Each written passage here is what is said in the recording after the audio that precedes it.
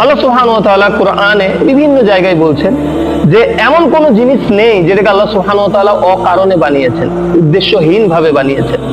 আর আমরা হচ্ছে আশরাফুল মাখলুকাত, তাহলে নির্দিষ্ট আমাদের জীবনের কি আছে? উদ্দেশ্য আছে।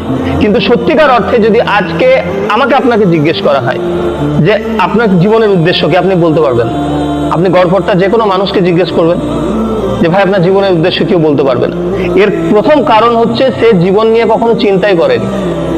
সে জন্মেছে, সে বড় হচ্ছে, তার সামনে একটার পর একটা প্রলোভন, একটার পর একটা পাওয়া, একটা টার্গেট তার কাছে থাকে, সেটা তাকে অর্জন করতে হয়। আমার ছেলেকে আমি ভর্তি করেছি ইউকেজিতে, তার এখন টার্গেট কিছু মুখস্থ করা, ক্লাসে ফার্স্ট হওয়া। ঠিক যখন ওয়ানে হবে, আমার ছেলে মেয়ের মাথাতে আমি ভরে দেবো যে তোমার জীবনের এখন একটাই উদ্দেশ্য, তোমাকে বেশি করে নাম্বার পেতে হবে, তোমাকে কি হতে হবে? ফার্স্ট হতে হবে। তারপর একটা জায়গাতে গিয়ে তোমাকে ভালো কোনো একটা স্কুলে অ্যাডমিশন নিতে হবে, তারপরে নাম্বার, তারপরে কেরিয়ার, তারপরে কি কোনো একটা চাকরি, জব, ব্যবসা, তারপরে কি? তারপরে হচ্ছে বিবাহ, সন্তান। এই তো, এর বাইরে আমরা ভাবতেই পারি না। সেই মানুষটা কখনো স্বতন্ত্রভাবে ভাবতেই পারলো না যে আল্লাহ সুবহানাহু ওয়া তাআলা তাকে কেন সৃষ্টি করেছে। তো এটা হচ্ছে জীবনের উদ্দেশ্য।